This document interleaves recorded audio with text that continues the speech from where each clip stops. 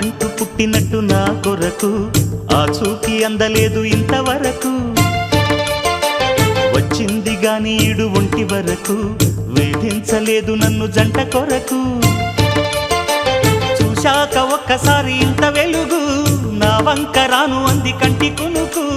ఈ అల్లరి గారడి నీ లీల అనుకోనా, నీ పేరు ప్రేమ అవునా, ఇవాళే నిన్ను పోల్చుకున్నా.